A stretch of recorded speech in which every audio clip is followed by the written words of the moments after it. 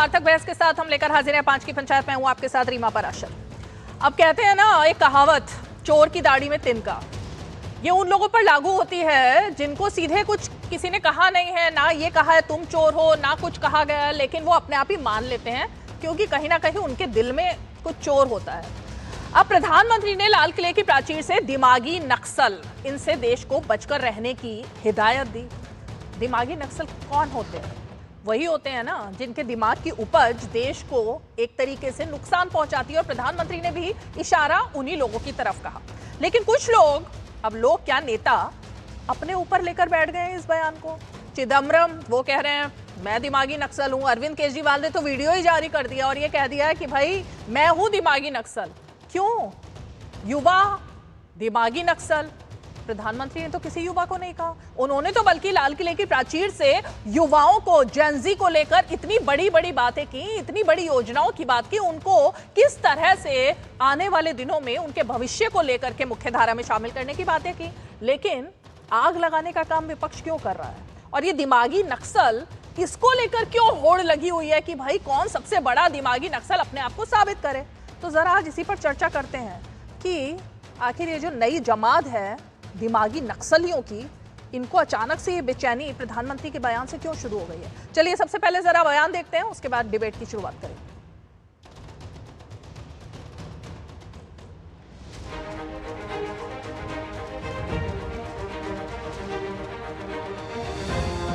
हथियारी नक्सल तो गए, लेकिन दिमागी नक्सल, ये दिमागी नक्सल मौके की तलाश में है। हिंसा, अराजकता के वो रास्ते खोज रहे हैं, समाज को गलत राह पर घसीटने के लिए भांति भांति के दांव कर रहे हैं। इन दिमागी नक्सलियों को पहचानना होगा, इन दिमागी नक्सलियों को आइसोलेट करना होगा। क्या सामाजिक न्याय की मांग करना दिमागी नक्सल का प्रतीक है? क्या संविधान को लागू करने की मांग दिमागी नक्सल का प्रतीक है?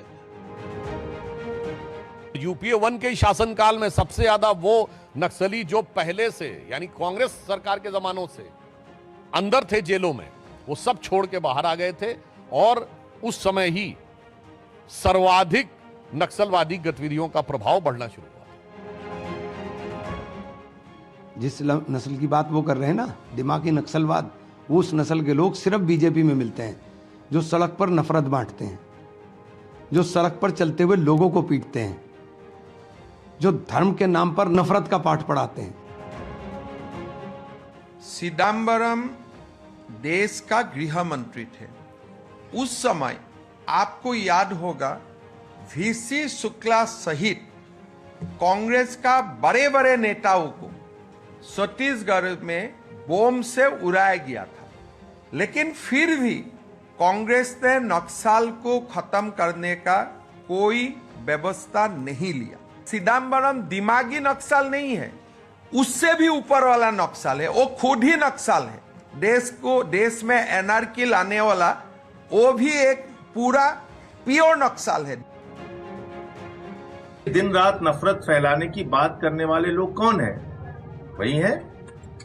तो जो दिमागी नक्सल है वो भारतीय जनता पार्टी उसकी फैक्ट्री है, वही पैदा करती है दिमागी नक्सल पूरे देश में।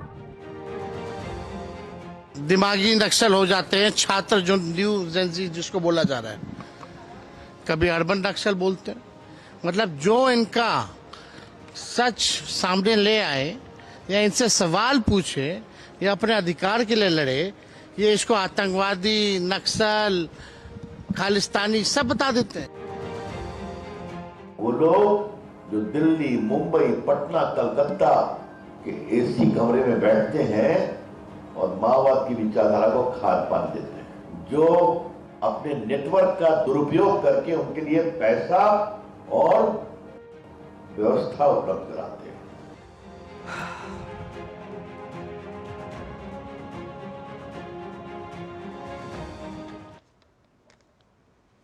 तो देश से तो नक्सलवाद खत्म हो चुका है, पूरी तरह खत्म हो चुका है, लेकिन दिमागी नक्सलवाद कब खत्म होगा, सवाल तो यही है। और जिस इंसान की बात हो रही है ना, जिनके बारे में, जिनके बयानों को लेकर बात हो रही है, यानी पी चिदम्बरम, आपको याद ही होगा ना उनके गृह मंत्री रहते हुए क्या हाल था देश में नक्सलवाद का। और कांग्रेस छत्तीसगढ़ में पूरी ऊपर से लेकर नीचे तक पूरी खेप जो थी ना कांग्रेस के नेताओं की, वो किसकी बलि चढ़ी थी? नक्सलवाद की। सबको मार डाला था नक्सलियों ने। उस कांग्रेस को अगर नक्सल शब्द से इतना प्रेम है और नक्सलवाद को लेकर वो इस तरह से बात कर रहा है, तो मतलब शर्मनाक ही है। चलिए जरा शुरुआत करते हैं, मेहमानों का रुख कर लेते हैं। अनिला सिंह जी भारतीय जनता पार्टी का पक्ष रखने के लिए हमारे साथ मौजूद हैं। संजीव कौशिक जी हमारे साथ कांग्रेस पार्टी का पक्ष रखने के लिए और राजनीतिक विश्लेषक मौजूद हैं। अनुप्रिया जी हमारे साथ जुड़ गए हैं, जेडीयू की प्रवक्ता, और साथ ही हमारे साथ यश भारती जी जुड़ गए हैं जो कि प्रवक्ता हैं समाजवादी पार्टी के। लेकिन जरा संजीव कौशिक जी, कौन है दिमागी नक्सल? ये अपने आप से सब कैसे सोच रहे हैं कि मैं हूं दिमागी नक्सल? प्रधानमंत्री ने किसी का नाम लिया था क्या? दरअसल देश के प्रधानमंत्री ने देश के प्राचीर से एक ऐसा रायता फैला दिया है जो भारतीय जनता पार्टी को समेटते 5 साल लग जाएंगे। कौन है दिमागी नक्सल? हिम्मत होती तो वो बताते कि कौन है दिमागी नक्सल। क्या वो दिमागी नक्सल है जो व्यवस्था के विरुद्ध में खड़ा होता है? आपकी आवाज बिल्कुल नहीं आ रही है, थोड़ा संजीव जी। अब क्या आपको मेरी आवाज आ रही है? अब क्या आपको मेरी आवाज आ रही है? बहुत हल्की है, बोलिए। यदि आप चाहें तो मैं दोबारा एक बार रिकनेक्ट करूं। हाँ, नहीं, बोलिए बोलिए।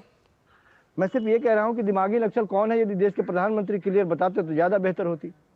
दरअसल वो उपमाओं में बात करना क्यों चाहते हैं? दिमागी नक्सल क्या वो विद्यार्थी है जो अपने हक के लिए लड़ता हुआ दिखाई देता है? वो व्यक्ति है जो जाता है एसडीएम से अपने हक के लिए लड़ता हुआ दिखाई देता है, जो थानेदार के विचारों और व्यवस्था के विपरीत खड़ा होता हुआ दिखाई देता है? हर वो व्यक्ति दिमागी नक्सली है जो आराम से सरेंडर करता हुआ नहीं दिखाई देता है। नहीं, ये आपने आकलन कैसे किया? ये आकलन खुद ब खुद कैसे कर लिया आपने कि कौन है दिमागी नक्सली? मतलब कैसे अंदाजा लगा इस बात का? मतलब उनके कहने का मतलब क्या था? आप बताइए ना। बीजेपी ने तो क्लियर कर दिया कहने का मतलब क्या था, लेकिन आपके कहने का मतलब आपने कैसे तय किया ये? मैंने कहा कि देश के व्यवस्था के विरुद्ध जाने वाले और सवाल करने वाले लोग कौन हैं? जो लोग सरेंडर करने वाले हैं वो दिमागी नक्सली नहीं है, जो सवाल पूछने वाले वो दिमागी नक्सली हैं। बच्चों को, जेनजी को आप दिमागी नक्सली कहेंगे? कब तो कहा? लेकिन अरे भाई कब कहा? क्या प्रधानमंत्री ने कहीं बोला कि जेनजी को वो बोल रहे हैं दिमागी नक्सल, युवाओं को बोल रहे हैं दिमागी नक्सल? कुछ ऐसा आपको आभास कैसे लगा? ये उनके पूरे स्टेटमेंट को देखिए, सुनिए और समझिए। देश के प्रधानमंत्री प्रतीकात्मक तौर पर जिस तरह की बातें करते हैं, मुझे शर्म आती है कि वो इस तरह की भाषा का इस्तेमाल करते हैं। और उन सारे जो उनसे सवाल पूछते हैं, चाहे वो विपक्ष के लोग हो, बच्चे हो, छात्र हो, महिलाएं हो, किसान हो, वो सारे लोग दिमागी नक्सली हैं देश के प्रधानमंत्री के सामने। एक बार जरा प्रधानमंत्री का बयान फिर से सुनाइए, मैं टीम को कहूंगी, क्योंकि वो प्रतीकात्मक जो संजीव जी को समझ में आ रहा है, प्रतीकों में, क्योंकि ना तो वो मैं समझ पाई हूँ, ना पूरे देश की जनता समझ पाई कि ऐसा कुछ प्रधानमंत्री ने बोला। आप कह रहे हैं युवाओं को बोला, आप कह रहे हैं विपक्ष को बोला। हाँ, आप रीमा जी आप ही बता दीजिए कि किसको बोला उन्होंने। ज्यादा बेहतर तो ये होगा कि हमसे ज्यादा यदि बेहतर तरीके से आप उसको समझती हैं तो व्याख्या आप ही कर दीजिए किसको कहा उन्होंने। आप ही कर दीजिए ना किसको कहा उन्होंने। मतलब आपको कहा है? आपको कहा है ना? मैंने कहा कि आप बताइए ना किसको कहा है। हमको नहीं कहा, देश के तमाम उन लोगों को कहा जिन लोगों ने सवाल पूछना शुरू कर दिया। ओके, तमाम उन बच्चों को कहा है जिन लोगों ने देश के व्यवस्था के विरुद्ध, जिन लोगों ने उन सरकार के नाकामियों के विरुद्ध सवाल पूछना शुरू कर दिया, वो सारे दिमागी नक्सल है देश के प्रधानमंत्री के। अनिला जी, ऐसा कुछ प्रतीकात्मक तरीके से क्या प्रधानमंत्री ने जेनजी को, पी चिदम्बरम को, अरविंद केजरीवाल को, अखिलेश यादव को, ऐसा कुछ प्रतीकों में बोला था क्या जो इनकी समझ में आया है? मेरी सभी को राम राम।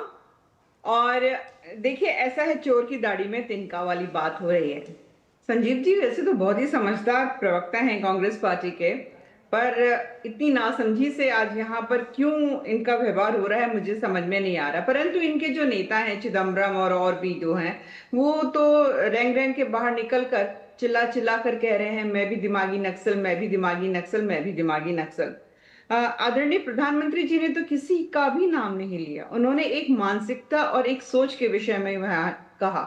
पर ये क्या मैं देख रही हूँ कि अलग अलग राजनीतिक दल जो विपक्ष में है, उनके नेता जो हैं, जैसे पहली बरसात होती है और केंचुए, कीड़े मकोड़े जो है निकल के बाहर आ जाते हैं, उसी प्रकार से निकल कर ये बाहर आ गए और कह रहे हैं मैं भी दिमागी नक्सल, मैं भी दिमागी नक्सल, एज इफ ये कोई मेडल है। अपने छाती पे टांग के चलना चाहते हैं, मैं दिमागी नक्सल हूँ, कोई बहुत अच्छी बात है क्या? देखिए, बिल्कुल जो स्थिति है वो साफ हो चुकी है रीमा जी। जो लोग अब तक खुद को लिबरल, प्रोग्रेसिव, संविधान का रक्षक होने का झूठा मकौटा पहनकर जनता को भ्रमित कर रहे थे, आज उन्होंने खुद छाती ठोक कर कबूल कर लिया कि वो दिमागी नक्सल हैं। नक्सलवाद जो है केवल बंदूक चलाने से नहीं होती है। नक्सलवाद एक सोच है जिसका काम देश के विकास को रोकना होता है, सेना के शौर्य पर सवाल उठाना होता है, न्यायपालिका पर अविश्वास जताना होता है, अलग अलग जो गवर्नमेंट एजेंसीज हैं उनको कटघरे में खड़ा करना होता है, और देश को जातियों और क्षेत्रों में बांटकर उसको अंदर से खोखला करना होता है। तो जो लोग आज गर्व से कह रहे हैं कि हम दिमागी नक्सल हैं, जो अपने आप को ट्रेंड करवा रहे हैं, तो देश के लोकतंत्र और युवाओं के भविष्य को हाईजेक करना चाहते हैं। कोई भी युवा नहीं कह रहा, अगर इनके नजरों में पी चिदम्बरम युवा हैं तो भाई युवा होंगे। क्या नाम है इसका, महुआ मित्रा, वो अगर आपको युवा लगती हैं, जेंजी लगती हैं, तो आप उनको ले लीजिए। आपको संजय सिंह युवा लगते हैं क्योंकि बाहर बहुत जोर शोर से अभी विपक्ष कह रहे हैं ना, युवाओं के लिए कहा युवा, प्रधानमंत्री जी ने तो नहीं कहा ना। देश अब इस वैचारिक आतंकवाद और दोहरे चरित्र को अच्छी तरीके से समझ गया है रीमा जी। जो नक्सलवाद है, असल नक्सलवाद जो है, जो बंदूक वाला है, वो तो ऑलमोस्ट 98% से ज्यादा खत्म हो चुका है। अमित शाह जी ने उसको समाप्त कर दिया है। और जैसे कि कश्मीर में हमने देखा था ना कि पत्थर फेंकना एक उद्योग बना दिया गया था, वहां पे पत्थर फेंकने वाले छोटे छोटे बच्चे भी हुआ करते थे, वहां पे वो समाप्त हो गया। द नक्सलाइट्स का जो मूवमेंट था वो खत्म हो गया।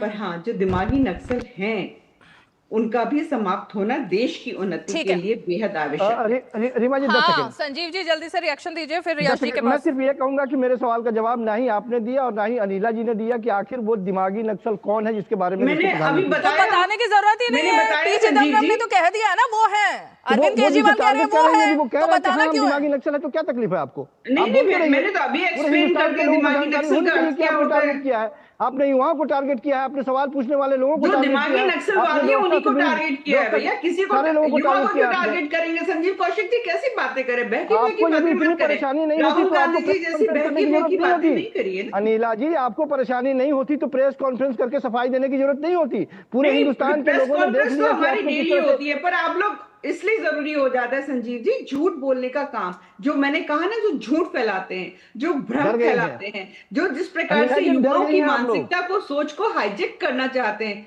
इसलिए प्रेस कॉन्फ्रेंस बिल्कुल करनी चाहिए और एकदम स्पष्ट करना चाहिए। जो आज बाहर निकलकर कह रहे हैं ना कि मैं भी दिमागी नक्सल, मैं भी दिमागी नक्सल, हाँ, ठीक है, जो भगवा को आतंकवाद से जोड़ेंगे तो उनकी आरती तो उतरेगी नहीं। यश भारती जी, मेरे ख्याल से टुकड़े टुकड़े गैंग का विरोध करना पूरे देशवासियों को एक तरीके से मन की उनकी आवाज थी कि जिसने भी टुकड़े टुकड़े गैंग बनाया उन सबको ध्वस्त किया जाए। प्रधानमंत्री ने भी कहीं ना कहीं उसी तरफ इशारा किया था।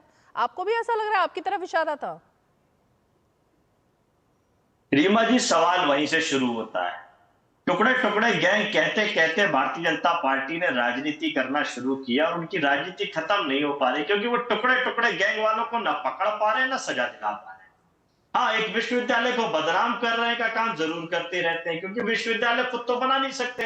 अब विश्वविद्यालय गए हो पढ़ने के लिए तो विश्वविद्यालय की अहमियत समझ में आएगी। यह नक्सलवाद की बात चल रही है।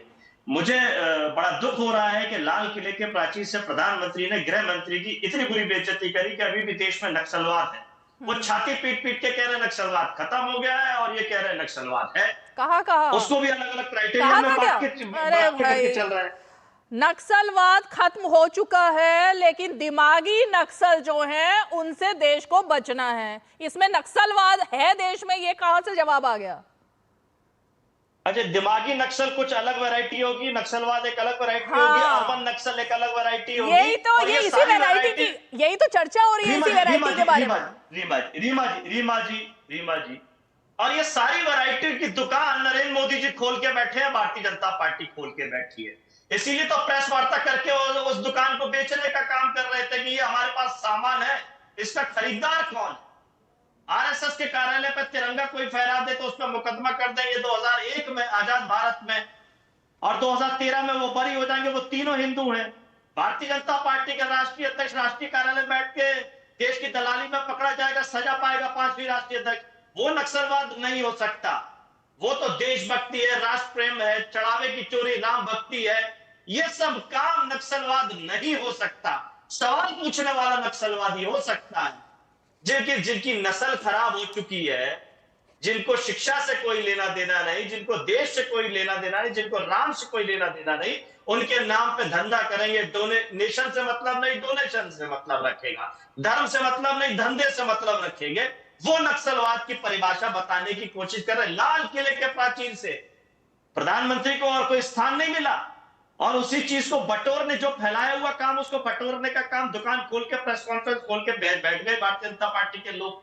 क्या आइए साहब सामान ले लीजिए, अब खरीदार नहीं मिल रहा है इनको, तो बेचारे कुछ भी आए बाएं साएं करके बेचने की अब कोशिश दो चीजें हैं यश भारती जी, एक तो मैं करेक्ट कर दूं दो चीजों पर। जनता इनको माफ नहीं करेगी ना। ये एनालिसिस जो है ये आपका और विपक्ष के बाकी दलों का है कि प्रधानमंत्री ने ये युवाओं को बोला, प्रधानमंत्री ने किसको बोला नहीं, ये एनालिसिस आपका है। देशवासियों ने ये एनालिसिस नहीं किया। पहली बात तो ये यश भारती जी कि प्रधानमंत्री ने किसको बोला। आप लोग खुद ही सोच रहे हैं कि गले में घंटी सब लोग बांध ले। नहीं, एक सेकंड सुनिए ना। और दूसरी चीज ये कि बीजेपी में आपने जो तमाम लोगों के नाम लिए, किसी के खिलाफ अगर कोई कार्रवाई होती है तो मेरे ख्याल से उस बात को वहीं खत्म कर देना चाहिए। अब अगर इस पर तो चर्चा हम शुरू करेंगे तो बहुत लंबी हो जाएगी कि समाजवादी पार्टी के नेता मुलायम सिंह यादव के फोटो किस किस के साथ हैं, कौन कौन सरकार में शामिल होता था, फिर उनके आतंकवादियों से लिंक थे या नहीं थे, फिर उनके किस किस गुंडागर्दी में नाम आते थे। ये डिबेट लंबी हो जाएगी, मेरे ख्याल से इस पर नहीं जाते हैं। समाजवादी पार्टी के कार्यालय में बैठ के देश की रक्षा सौदे में दलाली हमारे राष्ट्रीय अरे समाजवादी पार्टी के कार्यालय में बैठकर मंच से कुत्तों को खाना खिलाना एक आतंकवादी के, वो क्या था फिर? मतलब आप पशु प्रेमी नहीं, वो क्या था? पशु प्रेमी? एक आतंकवादी अपने कुत्तों को लेकर के आ रहा है आपके नेता के पास और आप उसको टहला रहे हैं, ये सही है? कौन आतंकवादी? इसमें पशु प्रेम कहां से आ जाता है? नहीं, जिसको आप आतंकवादी कह रही हैं, संसद में उसके लिए शोक संवेदना प्रकट की गई है अभी। अच्छा, ओहो, किसकी बात हो रही है? आतंकवादी थे तो शोक संवेदना किसकी बात हो रही है? अरे रुकिए ना, किसकी बात हो रही है? मैं आपसे पूछ रहा हूँ। आपने अब नाम भी बता दीजिए। चलिए, नहीं, आपने शुरू किया, आप बताइए ना। आप बताइए ना, आपने शुरू किया, किसको संवेदना दी गई है? जानती है रीमा जी, किसको संवेदना दी गई? बेहतर जानती है। मुझे तो सब पता है, इसीलिए मैंने आपको बताया। लेकिन अब आप चलिए, तो कह रहा हूं कि मैंने इसीलिए कहा इस डिबेट को भटकाते नहीं है, डिबेट को भटकाते नहीं है, छोड़ देते हैं। नहीं, अनुप्रिया जी, सीधा सा सवाल सीधा जवाब कि भारतीय जनता पार्टी ने जो आज प्रेस कॉन्फ्रेंस करके जो दुकान खोली है, अपना सामान बेचने की कोशिश करी है, वो बिकाऊ माल केवल और केवल भारतीय जनता पार्टी कार्यालय में। यहाँ नक्सली भी मिलेंगे। क्या दुकान खोली है? आपने कहा कि कांग्रेसी खत्म हो गए, क्या दुकान खोली है? अरे क्या दुकान खोली है? सरकार थी जब कांग्रेसी खत्म हुए, क्या दुकान खोली है यश जी? क्या दुकान खोली? एक सेकेंड यश जी, क्या दुकान खोली है? नहीं, नक्सलों की अलग अलग, अर्बन नक्सली, दिमागी नक्सली, बांग्लादेशी आतंकवादी, पाकिस्तानी आतंकवादी, और सभी से दोस्तियों किसकी निकलेंगी। राष्ट्रीय कार्यालय में कौन देश को बेचने काम कर रहा है? मैं तो बात आगे बढ़ा रहा हूँ, उदाहरण दे रहा हूँ आपको। चॉइस आपकी, आपको कौन किस चीज से दिक्कत है? दिक्कत किस चीज से? दिक्कत किस चीज से? दिमागी नक्सल से दिक्कत है, अर्बन नक्सल से दिक्कत है, पाकिस्तानी आतंकवादियों से दिक्कत है, किससे दिक्कत है आपको?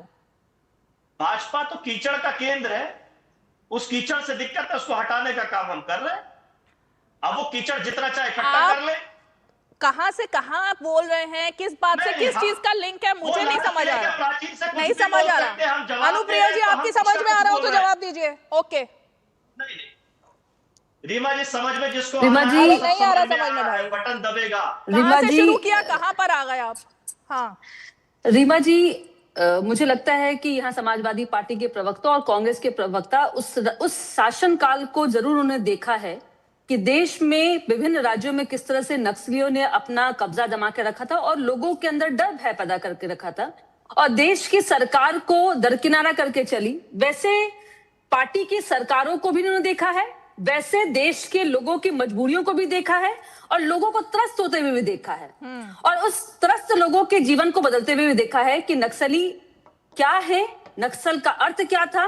नक्सल का अर्थ था डर पैदा करना। मैं ऑडिबल हूं क्योंकि मैं स्क्रीन पर नहीं दिख रही हूं। आ रही हैं आप, आ रही हैं। हाँ प्लीज। जो डर पैदा करना, लोगों के अंदर में देश के प्रति विभाजन की भावना जागृत करना, देश को राज्यों के अंदर बांटना, भाषाओं में बांटना, ऐसे लोगों को, वैसे नक्सलियों का जब खात्मा हुआ है, अब एक नया नक्सली जिसको आदरणीय प्रधानमंत्री मोदी जी ने लाल किला के मंच से कहा कि जिसका अर्थ यह है और देश की जनता जानती हुई, और मैं अपने शब्दों में बताना भी चाहती हूँ कि जिनको लगता है कि देश में कोई भी कार्य हो रहा है उसकी आलोचना आप देश में नहीं करेंगे, विदेश की धरती पे जाके बोलेंगे। जब आपको चुनाव लड़ना होता है तो आप विदेश की धरती घूमते हैं, जब आपको चुनाव लड़ना होता है तो आप इलेक्शन कमीशन पे आप चर्चा करने लगते हैं। बिहार में चुनाव होगा, आप पंजाब की बात करेंगे। जब आप चुनाव हार जाएंगे तो कहेंगे कि इलेक्शन कमीशन आपकी जो है वो बिक गई है, न्यायपालिका पे सवाल आप उठाएंगे। आप देश के किसी भी व्यवस्था से खुश नहीं है और आपकी चर्चा कहां करेंगे? विदेश में जाकर के। और जब आपको न्याय करने का मौका मिलता है या आपको बोलने का मौका मिलता है, जब आपको मंच मिलता है कि लोकतंत्र के मंदिर में आके आप चर्चा कीजिए, तब आप क्या करते हैं? तब आप सड़क पे उतरते हैं। देखिए, मानसिकता समझिए वैसे लोगों की कि जिनकी राजनीतिक मंशा एकमात्र है कि अपने आप को स्थापित करना, देश की जनता से कोई मतलब नहीं, देश के मुद्दे से कोई मतलब नहीं। जब मौका मिले विदेश की धरती चली जाओ, विदेश की धरती पे अपने देश की बुराई करो। ऐसा आपने कभी और देश के ऑपोजिशन लीडर को सुना है क्या? मैं तो सीधे तौर पे कह रही हूं कि ऑपोजिशन ऑफ लीडर को आपने किसी और देश के लीडर को सुना है कि किसी और देश में जाकर के दूसरे देश में जाकर के आप अपनी देश की बुराई करते हैं? और जब आपको देश में अपना मंच मिलता है लोकतंत्र के मंदिर में बोलने के लिए, तब आप हठ धर्मिता करते हैं, तब आप नाटक मंडली चलाते हैं सदन के बाहर में, सदन में चर्चा नहीं करना चाहते हैं, सदन में आपको बोलने के लिए आपको तो कैमरा आपको चाहिए। सर, हम ऑडिबल नहीं है, हम चर्चा में नहीं है, आपको चर्चा नहीं करनी होता है। एक मिनट, बीच में नहीं बोलेंगे, मैं किसी के बीच में नहीं बोलूंगी और नहीं मैं चाहती कि मैं बीच में कोई बोले। समझना चाह रही देश की जनता, सवाल पूछने वाले हमारे युवाओं को, अरे आपको सब याद आएंगे, सब आपको सब याद आएंगे। क्यों याद आएंगे पता है? क्योंकि आपके अंदर कोई मंशा नहीं है। जब आपको मौका मिला है राज्य संभालने का, देश संभालने का, आपने क्या किया है? अपने परिवार के लोगों की संपत्ति बढ़ाई है, अपने लोगों को मजबूत किया है। आम आदमी पार्टी में जोड़े प्लीज। क्यों परेशान हो गए? क्यों परेशान? ठीक है, सच चुभता है, सच चुभता है भाई साहब। सच इतनी मिर्ची लगती है कि चुभने लगती है आपको। हाँ, लग रही है आपको, मुझे दिख रहा है। और जनता ने आपको चुभाया भी है। दिखा उत्तर प्रदेश में आपकी क्या स्थिति हो गई? ठीक है, उत्तर प्रदेश में आपकी क्या स्थिति हो गई है और देश में आपके सहयोगी की क्या स्थिति है?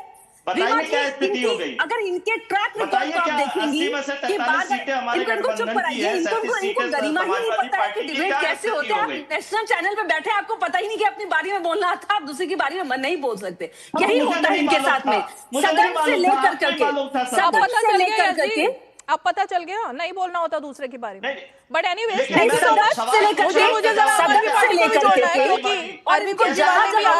सोशल मीडिया पर काफी कुछ लिखा है। एक सेकेंड प्लीज, प्लीज परेशान हो गए। संजीव कौशिक, क्यों आप परेशान हो गए? आप इतनी सारी प्रोजेक्ट्स गिरा रहे थे, हमने तो कुछ बोलना ही शुरू किया है, आप इतना परेशान हो गए। संजीव कौशिक जवाब दीजिए। रीमा जी, मोहतरमा ने 2 सवाल पूछे। सबसे पहले उस सवाल का जवाब देंगे, उसके बाद में हम आगे बढ़ेंगे। शायद उनको जानकारी नहीं है कि देश के प्रधानमंत्री जब अपोजिशन में थे तो विदेश में जाकर के ये बात कहते थे कि लोगों को शर्म आती है कहते हुए कि हम अपोजिशन लीडर नहीं थे। मेरी बात तो सुन तो लीजिए, बोलने दीजिए। ठीक है, वो देश के प्रधानमंत्री अभी तो है ना, पहले विपक्ष में तो थे ना, मुख्यमंत्री ही थे ना। दूसरी बात, देश के प्रधानमंत्री जो वर्तमान में है, जब उनका स्टेटमेंट पाकिस्तान के अखबारों के हेडलाइन में छपता था और ये कहा जाता था कि समस्या कश्मीर में नहीं है, हिंदुस्तान के केंद्र में बैठे हुए हुक्मरानों के दिमाग में है, तो हमें शर्म आती थी। आपको शायद गर्व आता हो और अलग बात है, आप गर्व कीजिए, हमें कोई दिक्कत नहीं है। मैं सिर्फ ये कह रहा हूं कि आखिर देश के प्रधानमंत्री दिमागी नक्सल किसको कह रहे थे? स्पेसिफिक मैं सवाल पूछ रहा हूँ। सुधांशु त्रिवेदी ने आज एक लंबी प्रेस कॉन्फ्रेंस करके एक पॉइंट का जवाब दिया है कि प्रधानमंत्री ने दिमागी नक्सल किसको कहा। रविशंकर प्रसाद ने भी कल पूरी प्रेस कॉन्फ्रेंस में ये बताया कि दिमागी नक्सल किसको कहा। हर देशवासियों को ये बात समझ में आ चुकी है कि प्रधानमंत्री ने दिमागी नक्सल किसको कहा, लेकिन मुझे नहीं समझ में आ रहा है कि कांग्रेस पार्टी क्यों नहीं समझ पा रही है संजीव जी कि दिमागी नक्सल किसको कहा। बेसिक लाइन है ये तो। रीमा जी, आप कवर अप कीजिए, हमें कोई एतराज नहीं है। आप जिस जगह पे बैठी है निश्चित तौर पे आपका ये कर्तव्य अच्छा, बनता एक है। मिनट प्रधानमंत्री को फिर से सुनाती हूँ आपको। आपने जो मैं प्रतीकों की लाइन पे आता बात हूं कही ना, एक बार फिर सुनाती हूँ। एक बार जरा प्रधानमंत्री देश की जनता ने सुन लिया है, युवाओं ने सुन लिया है, विपक्षी पार्टियों ने सुन लिया है, सुन सारे लीजिए लोगों ना। ने सुन अरे लिया है फिर कि देश के समझने की प्रधानमंत्री कोशिश कीजिए, एक बार सुनिए सुनिए। सुनाइए, कितनी बार सुनाएंगे, वो बदलने वाला थोड़ी है। सारी नक्सल तो गए, लेकिन दिमागी नक्सल, ये दिमागी नक्सल मौके की तलाश में है, हिंसा अराजकता के वो रास्ते खोज रहे हैं, समाज को गलत राह पर घसीटने के लिए भांति भांति के दांव कर रहे हैं। इन दिमागी नक्सलियों को पहचानना होगा, इन दिमागी नक्सलियों को आइसोलेट करना होगा और राष्ट्र को। लाउड एंड क्लियर हो गया फिर से? देश के जेनजी के बारे में तो चूसा अरे कहाँ बोले जेनजी के बारे में भाई? मेरी बात तो सुनिए ना, प्रतीकात्मक तौर पर जेनजी को क्यों भड़का रहे हो? देश के जेनजी को फिर से प्रतीकात्मक तौर पर वो जेनजी को ही टारगेट कर रहे हैं। जेनजी के साथ जो लोग खड़े हैं उसे दिमागी नक्सल कह रहे हैं, वो देश के प्रधानमंत्री वही कह रहे हैं। वो किसको भड़काने की बात हो रही है? कौन भड़क गया पिछले 1 महीने में, 2 महीने में? कौन भड़क गया?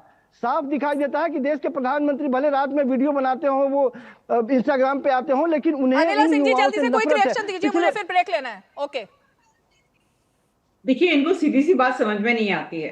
जैसे शुरुआत में मैंने कहा था ना, चोर की दाढ़ी पे तिनका। प्रधानमंत्री जी ने तो किसी का नाम नहीं लिया, परंतु एक मानसिकता का यहाँ पर चर्चा करी, और मुझे लगता है कि कोई भी एक नॉर्मल दिमाग का व्यक्ति होगा, चाहे वो राजनीति में है या नहीं है, वो कहता है हाँ बिल्कुल, किसी भी प्रकार का जो नक्सलवाद है उसको हमें बढ़ावा नहीं देना चाहिए, उसको समाप्त करना चाहिए, ये राष्ट्रीय हित की बात है। परंतु उसमें भी जेनजी युवा, अरे ये नहीं चलने वाला। आप लोग समझ लीजिए संजीव जी, जंगल में बैठे नकलसी बंदूक चलाता है, पर लेकिन शहरों में बैठे जो दिमागी नकलसी हैं उनके लिए उनके नरेटिव फंडिंग और कानूनी ढाल तैयार करते हैं। आप समझा करिए, इनका एकमात्र एजेंडा देश के लोकतांत्रिक ढांचे और संवैधानिक जो संस्थाएं हैं उनको कमजोर करना। देश के जेनजी को काम करने दीजिए, उनके भविष्य को लेकर बहुत सारी योजनाओं के बारे में प्रधानमंत्री ने बात की, उनको काम करने दीजिए भाई। यश जी, रीमा जी, मेरे छोटे से सवाल है वो बता दें।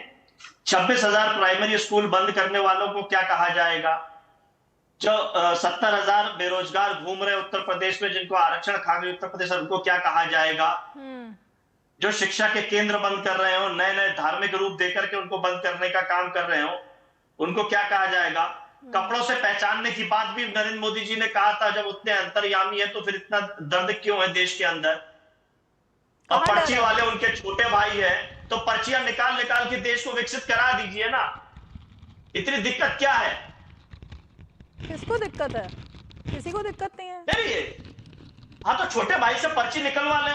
कहीं कोई आज उज्जैन में भगदड़ हो गई अव्यवस्थाओं के कारण, श्रद्धालु मारे जाते हैं, चढ़ावा चोरी हो जाता है, निकलवाइए ना पर्ची। तब इनका नरेंद्र मोदी जी का छोटा भाई क्यों चुप रह जाता है? ठीक है, उस नक्सलवाद के बारे में भी कुछ ठीक है। थैंक यू यश जी, मैं लेती हूँ इस पर जवाब। एक छोटा सा ब्रेक लेते हैं, उसके बाद जवाब लेते हैं। छोटा सा ब्रेक।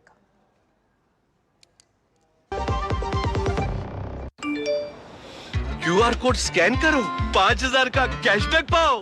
वाह, दिल बन गया।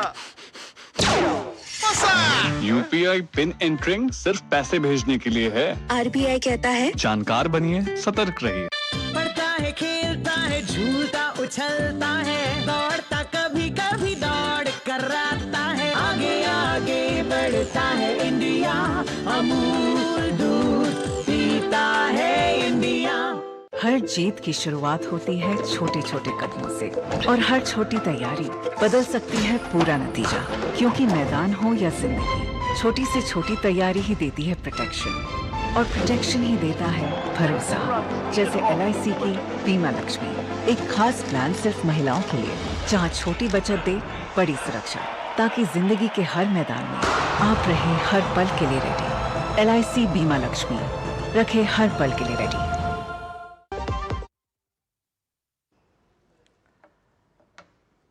चलिए संजीव जी बोलिए। देखिए रीमा जी, दरअसल व्यवस्था के विरोध में जो भी अपनी आवाज बुलंद करेगा, निश्चित तौर पे संजीव जी, आपको ऐसा नहीं लग रहा है कि ये आपके ऊपर बैकफायर हो रहा है मुद्दा बहुत बुरी तरीके से? यदि बैकफायर क्योंकि हो जिस रहा होता युवाओं तो की आप भारतीय बात कर रहे हो ना, वो युवा चर्चा ये भी कर रहे हैं कि किसने हाफिज सईद को बोला जी, किसने आतंकवादियों की मौत पर आंसू बहाए। वो कांग्रेस पार्टी आज नक्सलवाद के साथ खड़ी हुई दिखाई दे रही है। रीमा जी, यदि बैकफायर कर रहा होता तो कवर अप करने के लिए ना आप होती ना अनिला जी होती, और कवर ना अप ही करने के यहाँ लिए पे चर्चा कर रहा होता। कौन कवर अप कर रहा है? सारे लोग कैसे? मैं ईमानदारी से कह रहा हूँ मतलब कि आखिर आपसे ये अगर सवाल पूछा जाए तो वो कवर अप करना होता है। देश के प्रधानमंत्री के शब्दकोश में कोई शब्द ही नहीं था, इतना शब्दकोश छोटा है उनके पास कि व्यवस्था के विरोध में जिन लोगों के स्वर मुखर हो उसे दिमागी नक्सली कह देंगे आप। अच्छा, चाहे वो बच्चे हो, गरीब हो, किसान हो, औरतें हो, ये दिमागी शब्द जो है, दिमागी नक्सली दिक्कत कह उससे देंगे। है या नक्सल शब्द उससे दिक्कत है? दिक्कत मैंने किस कहा शब्द कि से है, नक्सल से या दिमागी से? वो तो आधी ही बात उन्होंने आपको सुनाई। पिछले 12 वर्षों में 90,000 से ज्यादा सरकारी स्कूलें बंद हुई हैं और 45,000 से ज्यादा प्राइवेट स्कूलें खुली हैं। जिस सरकार के शासनकाल में स्कूलें बंद कर दी जाए, शिक्षा का कोई महत्व नहीं रहे, और सरकार कहे पढ़े लिखे लोगों को दिमागी नक्सली, ये सवाल हमसे पूछ रहे हैं। व्यवस्था के विरुद्ध जा रहे हैं वो। कौन अच्छा, है दिमागी नक्सल बोला था तो मैं तो ठीक यही लग कह रहा रहा हूँ ना, कौन है? डर क्यों गए? यदि उन्होंने कहा तो डर क्यों गए वो? यदि उन्होंने कहा तो डंके की चोट पर उनको अभी भी अपनी बात पे कायम रहना चाहिए और उस बात को परिभाषित करना चाहिए भारतीय जनता पार्टी के लोगों को भी, और शायद आपको भी। संजीव जी, आप जब से शो में जुड़े हैं तब से आप एक ही चीज को बार बार रिपीट कर रहे हैं। आप मेरे सवाल का सीधा जवाब दे दीजिए। अर्बन नक्सल से भी दिक्कत थी आपको शब्द से, है ना? दिमागी नक्सल से भी दिक्कत है आपको, टुकड़े टुकड़े गैंग से भी दिक्कत थी। इन सब शब्दों से आपको दिक्कत क्यों हो जाती है? अर्बन नक्सल, दिमागी नक्सल और आवाज आ रही है मेरी? पिछले 12 सालों में देश के प्रधानमंत्री ने कितने ऐसे व्यक्तियों को जो देश को टुकड़े टुकड़े करने का प्रयास किया, देश के प्रधानमंत्री ने और देश की सरकार ने उसे सलाखों के पीछे डाल करके उसको उल्टा लटका दिया, बताया मुझे। अच्छा, आपको केवल नहीं पता? कहने के लिए, केवल कहने के लिए। अब आपको इसलिए नहीं पता होगा संजीव जी, क्योंकि जब प्रधानमंत्री आतंकवादियों को सेना मौत के घाट उतारती है तो ऑपरेशन सिंदूर पर भी सवाल आप लोग खड़ा करते हैं ना, सेना पर भी सवाल खड़ा करते हैं, फिर आप सबूत भी मांगते हैं। तो आपको तो समझ ही नहीं आएगा ये कि देश ने क्या किया है, आखिर सेना ने क्या किया है, सरकार ने क्या किया है। अब मैं समझा ही नहीं पाऊंगी आपको। हमें पता है कि भारत के इतिहास में पहली बार ऐसा हुआ कि पठानकोट में ISI को बुला करके जांच करवाया गया, हमें पता है। देश के इतिहास में पहली बार ऐसा हुआ कि देश के प्रधानमंत्री ने उसके बाद क्या हुआ आगे क्या हुआ वो भी तो बताइए। नहीं बोलने देंगे आप बोलने तो दीजिए कम से कम। अरे आप गलत बोलोगे तो कैसे बोलने दूंगी? देश के इतिहास में पहली बार ऐसा हुआ कि देश के प्रधानमंत्री ने शहीद सेनाओं की तस्वीरें लगा के वोट मांगी, सेना ने इस पे आपत्ति की। ये तो भारत के इतिहास में पहली बार ऐसा हुआ। देश के इतिहास में पहली बार ऐसा हुआ कि 350 किलो RDX आ गया, आज तक पता नहीं चला किसी को कि कैसे आ गया। देश के इतिहास में आज तक ये पता नहीं चल पाया कि पहलगाम में जो लोग आए थे वो कैसे चले आए थे वहां पे, और वहां संख्या क्यों थी सैनिकों की कम थी। देश के इतिहास को, देश के लोगों को आज तक ये पता नहीं चल पाया। हम सिर्फ ये कह रहे हैं कि जो सवाल पूछ रहे हैं उस सवाल पूछने वाले लोगों से इतना डर क्यों डरते हैं? अच्छा ठीक है, मतलब कि अनिला जी कोई रिएक्शन दीजिए, फिर वैभव श्रीवास्तव जुड़ गए आम आदमी पार्टी के प्रवक्ता। देखिए, ऐसा है कि समाजवादी पार्टी के प्रवक्ता ने और कांग्रेस पार्टी के प्रवक्ता ने एक कॉमन बात कही, स्कूलों की, सरकारी स्कूलों का विषय यहाँ पर उठाया है। तो मैं एक लाइन में उसका उत्तर दे देती हूँ कि सरकारी जो स्कूल होते हैं वो जो टैक्स पेयर है उसके पैसे से चलते हैं। अगर उस स्कूल में टीचर्स से कम बच्चे हैं तो उसको बंद करना ही ठीक है, दूसरी जगह वो स्कूल खोलना ज्यादा बेटर होता है। या जो एग्जिस्टिंग स्कूल हैं, मौजूदा स्कूल हैं, उनको जहां बच्चे आ रहे हैं उनको और अच्छी सुविधाएं दी जाए। तो इसमें ना ये पाठ पढ़ाने की आवश्यकता नहीं है। हम लोग कोई पता नहीं कोई डार्क एजेस में नहीं बैठे हुए हैं कि लोगों के समझ में नहीं आता है। दूसरी बात ये है कि जो विचारधारा भारत के टुकड़े टुकड़े होने के नारों से अभिव्यक्ति की आजादी ढूंढती है, सर्जिकल स्ट्राइक पर सबूत मांगती है और देश की तरक्की पर मातम मनाती है, वही असली दिमागी नक्सल है।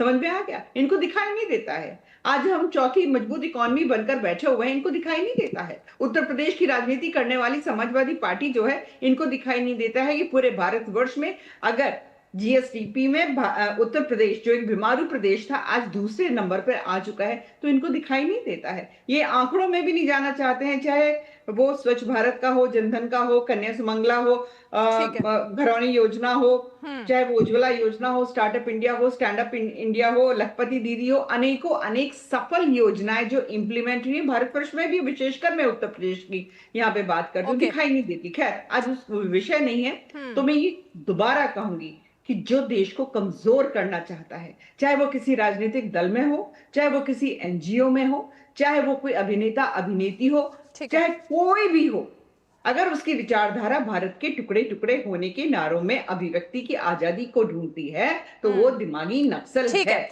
अब मैं वैभव श्रीवास्तव का रुख करूं, लेकिन जरा अरविंद केजरीवाल ने जो गर्व के साथ कहा है कि हाँ मैं भी दिमागी नक्सल हूं, एक बार वो बयान सुनते हैं, फिर जरा वैभव श्रीवास्तव का रुख करेंगे। सुनाइए।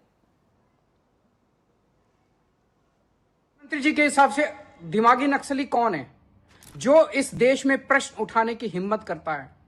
प्रधानमंत्री जी के हिसाब से वो दिमागी नक्सली है जो सड़ी गली व्यवस्था को बदलना चाहता है, जो अच्छे सरकारी स्कूल चाहता है, जो अच्छे सरकारी अस्पताल चाहता है, जो बिजली चाहता है, पानी चाहता है, सीवर चाहता है, ड्रेनेज चाहता है, अच्छी व्यवस्था चाहता है, भ्रष्टाचार मुक्त भारत का सपना देखता है।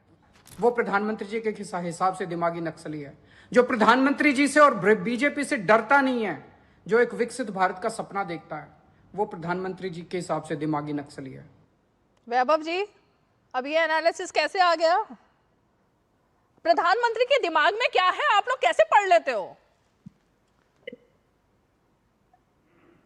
थोड़ा सा एक्चुअली क्या है, प्रधानमंत्री जी से प्रेम बहुत है हमें। हाँ, और हम हमेशा चाहते हैं कि प्रधानमंत्री की दीर्घायु हो, लेकिन क्योंकि रीमा जी अर्बन नक्सल पे आपने बोलने का मौका दिया, दिमागी नक्सल पर, हाँ सॉरी, दिमागी नक्सल, अर्बन नक्सल तो पुराना अच्छा, हो गया। एक ही बात है ना वैसे तो, अर्बन नक्सल, दिमागी नक्सल, टुकड़े टुकड़े गैंग, एक ही बात है, आप कुछ भी कह सकते हो।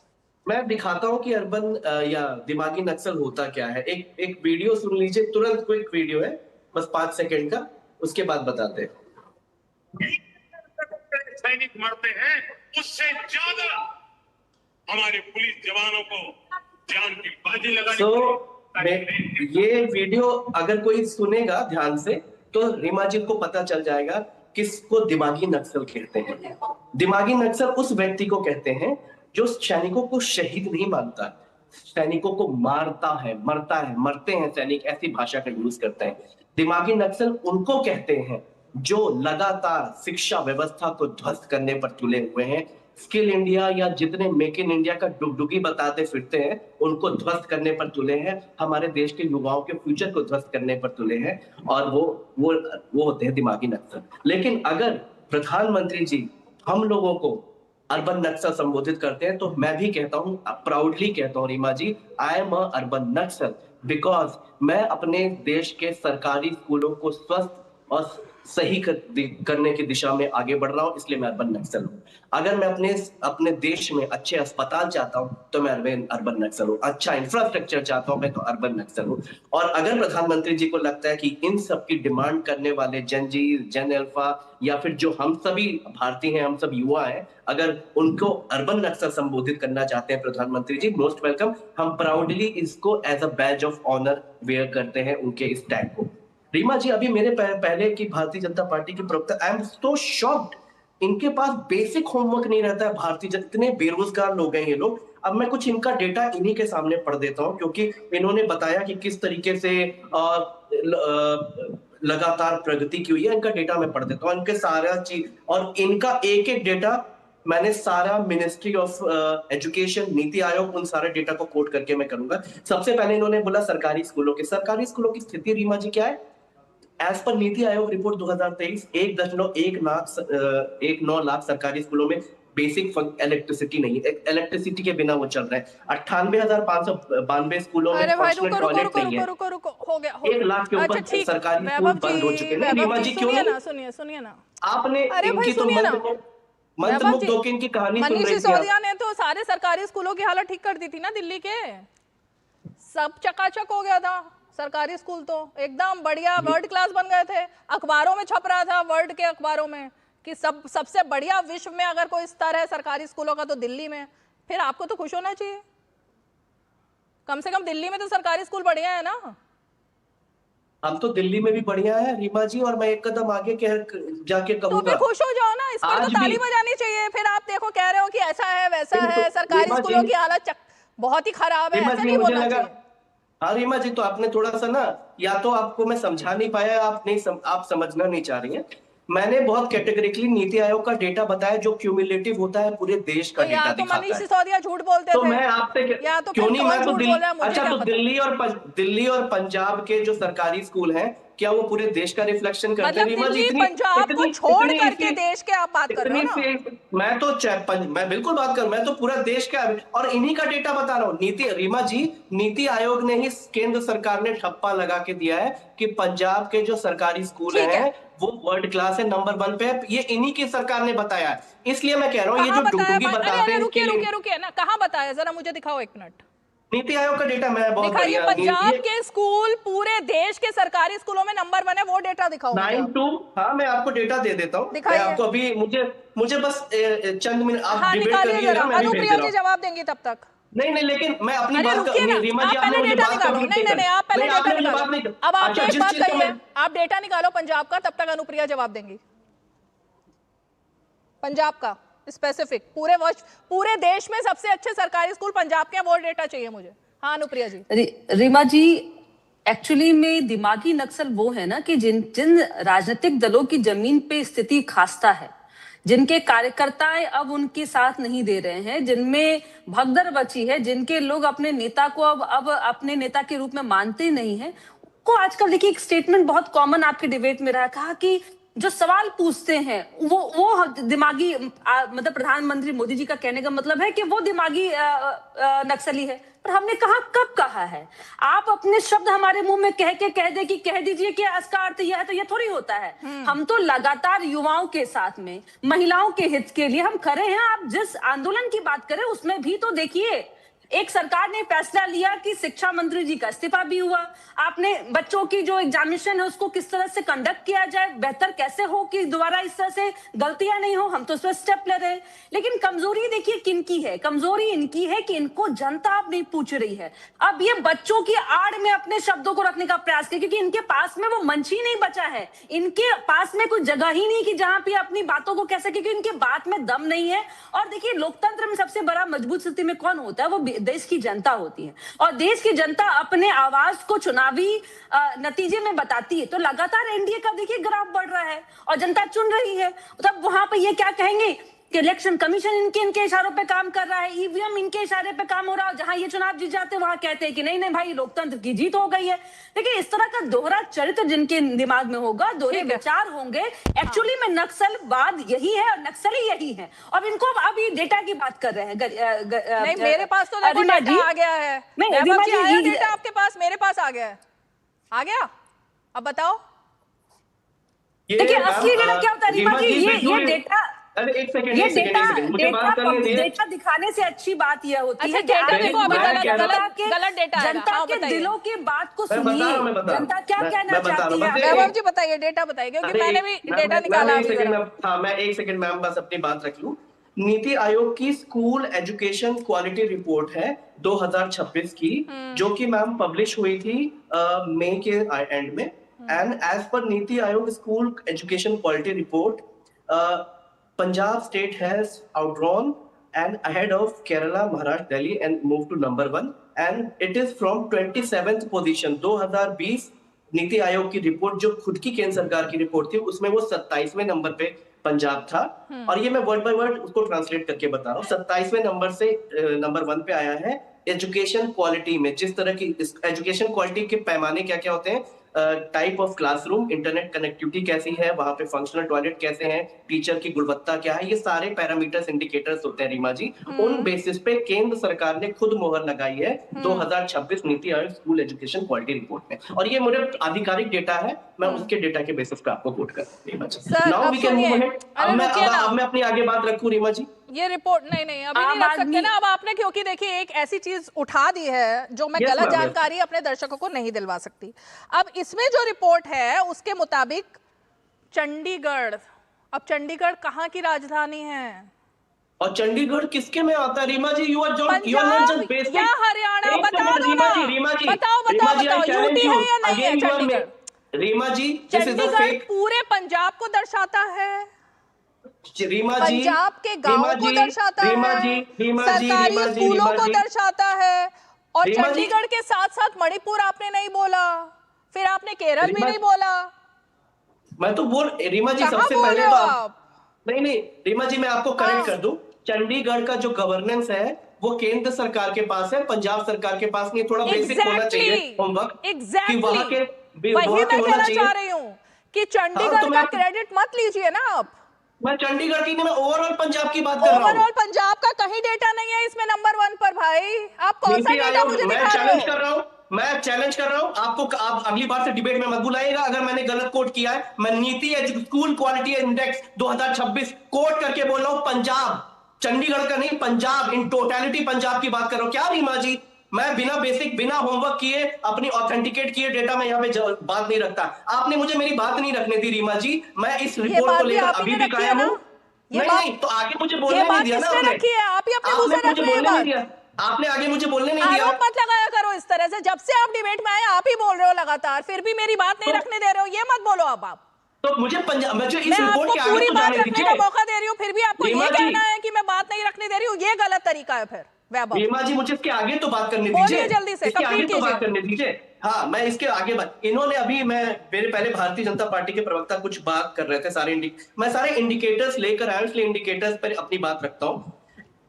सारी रैंकिंग से इनकी सच्चाई दिखाता हूँ, कितना अच्छा इनका गवर्नेंस है। पर कैपिटा के मामले में 149 नंबर पे है। इथियोपिया और बांग्लादेश से भारत पीछे। वर्ल्ड हैप्पीनेस इंडेक्स में 147 कंट्रीज में से 116वें नंबर पे है। Human development indicators, basic human development indicators में भारत 157 नंबर पे, 180 कंट्रीज में। करप्शन परसेप्शन इंडेक्स में 182 कंट्रीज में से 91 नंबर पे। सोशल प्रोग्रेस इंडेक्स में 109वें नंबर पे, 171 कंट्रीज में। ग्लोबल भुखमरी के मामले में 124 कंट्रीज में से 102वें नंबर पे है। पाकिस्तान बांग्लादेश के पीछे भी है। मैन्युफैक्चरिंग सेक्टर का हो गया। अब आपने सरकारी, एक तो आप मुद्दा भटका रहे हो, दूसरी बात मैं आपको फिर करेक्ट कर दूं कि आपने डेटा गलत दिया है।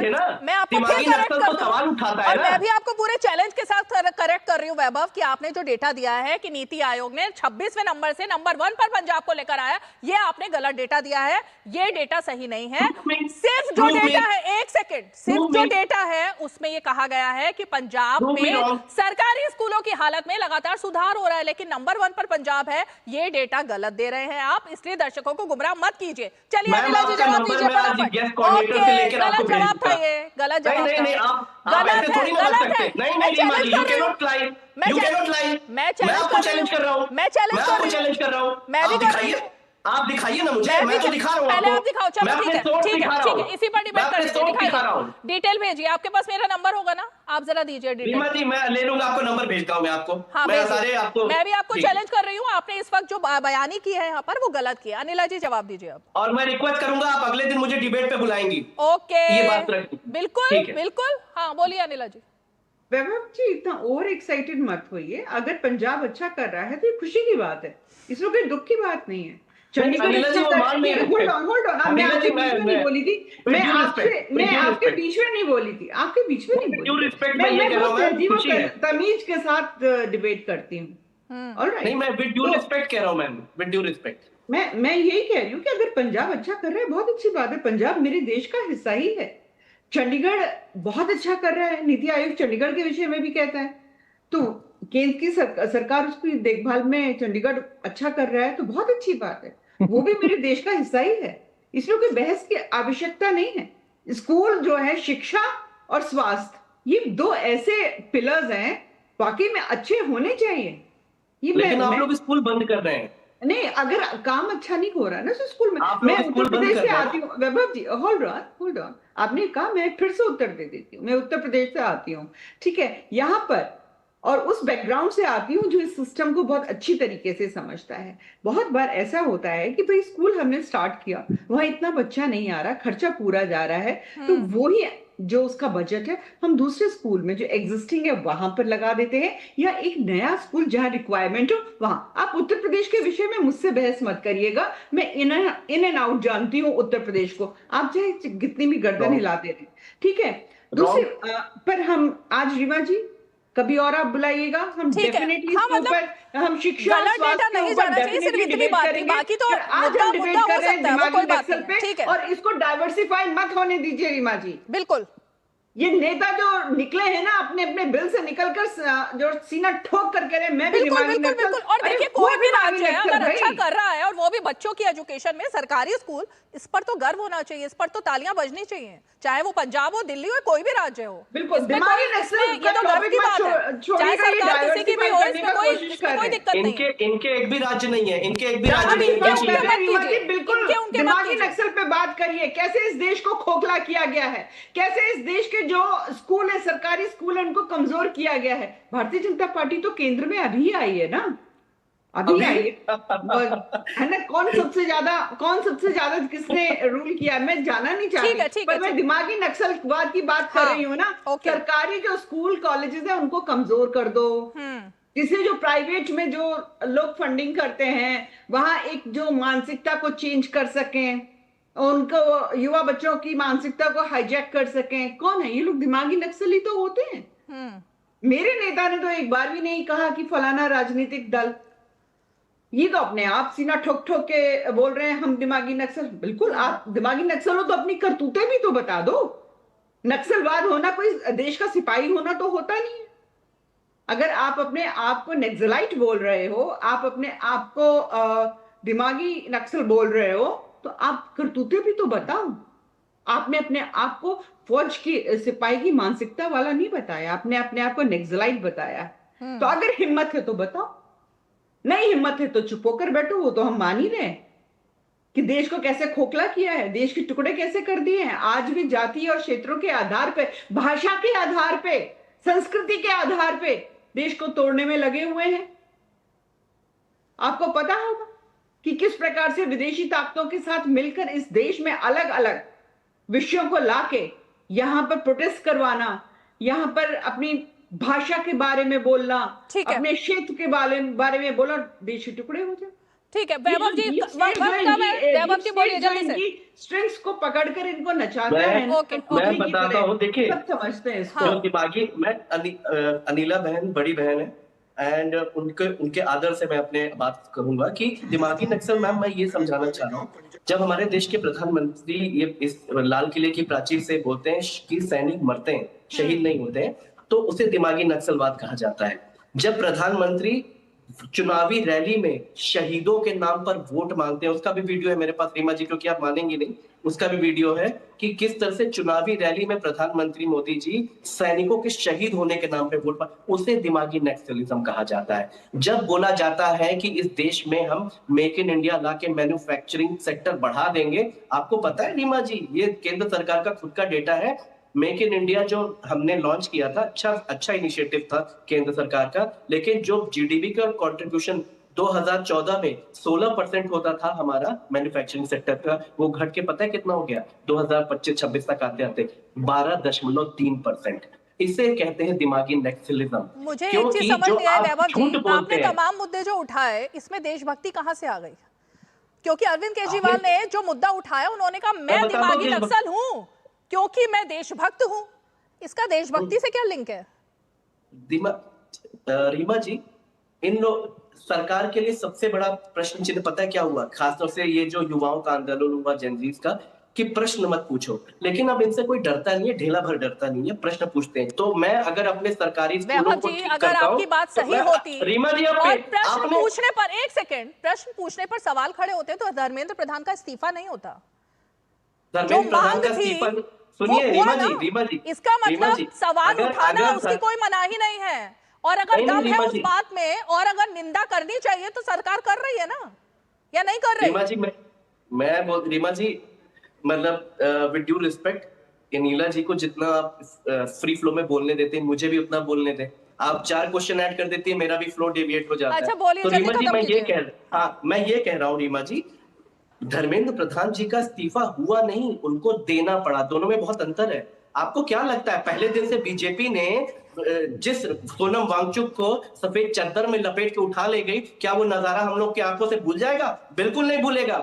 क्या उस सोनम वांगचुक पे एनएसए लगाया वो भूल जाएंगे? इस देश का युवा नहीं भूलेगा, जनजीत नहीं भूलेंगे। इसलिए बीजेपी चाहे कुछ भी कर ले, इन लोगों के वादों पे किसी को भरोसा नहीं है। इसलिए मैं कह रहा हूं, हम सरकारी स्कूलों को ठीक करने की बात करेंगे क्योंकि हम देशभक्त हैं, क्योंकि हम सरकारी अस्पतालों को ठीक करने की बात करेंगे, हम देशभक्त हैं। हम मैन्युफैक्चरिंग सेक्टर का जो परसेंटेज जीडीपी में कम हुआ है, हम उसकी बात करेंगे क्योंकि हम देशभक्त हैं। क्विक रिएक्शन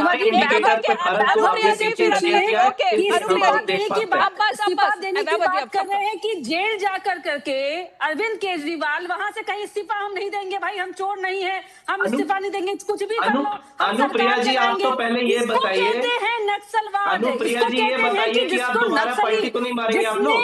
अरे आप हम वही तो बोल रहे हैं कि इसी को कहते हैं कि जो पलटी मारना इसको कहते हैं कि जो कहेंगे हम करप्शन नहीं करेंगे, हम महलों में नहीं रहेंगे, लेकिन हम रहेंगे महलों में, हम सरकार के पैसों का इस्तेमाल नहीं करेंगे, इसको कहते हैं। देखिए पलटी मारने वालों को जनता ने सरकार से दरकिनारा किया है, जो आप भूल गए हैं वैभव जी। दिल्ली में क्या कहा आपने? आपने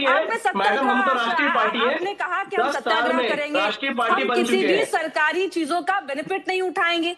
क्या हुआ आपके साथ में? आम आदमी पार्टी को लोगों ने प्यार मोहब्बत देकर राष्ट्रीय पार्टी बना दिया है। दिखाने की क्या बात करती हैं? हमारे पास लोगों का समर्थन है, प्यार है। यही होता है वैभव जी, ठीक है, अब वक्त की बात है मेरे पास, लेकिन यही होता है जब लोग अपने गिरेबान में नहीं झांकते हैं ना। ये सारे पॉइंट्स वैलिड थे वैभव जी, जेल में रह करके सरकार चलाना, इस्तीफा ना देना, कार नहीं लूंगा ये कहना और फिर बड़ी कार और काफिला लेकर चलना, ये तमाम बातें ऐसी थी जेंजी उसको भी देख रहा है, इसलिए उस पर आप नहीं कर सकते ना, उस पर सरकार की नीतियों में बदलना नहीं होता है भाई, उस पर नहीं मैं कह रहा हूं नीतियों पे बात करें रीमा जी, नीति की ही बात है ये, आप नीतियों पे वादों की ही बात है और नीति की बात है। चलिए वक्त नहीं है, बहुत बहुत शुक्रिया आप सभी खास मेहमान हमारे साथ 5 की पंचायत में जुड़े, और इसीलिए जिस बात को लेकर मैंने शुरुआत की थी ना, मैं फिर से उसी बात पर आती हूँ कि किसी की तरफ इशारा नहीं था, लेकिन यही वो सवाल है जो इशारा खुद ब खुद कर देते हैं कि कौन है वो दिमागी नक्सल जिसकी तरफ प्रधानमंत्री ने इशारा किया था। चलिए 5 की पंचायत में इतना ही, कल फिर होगी मुलाकात, तब तक के लिए हमें दीजिए इजाजत, नमस्कार।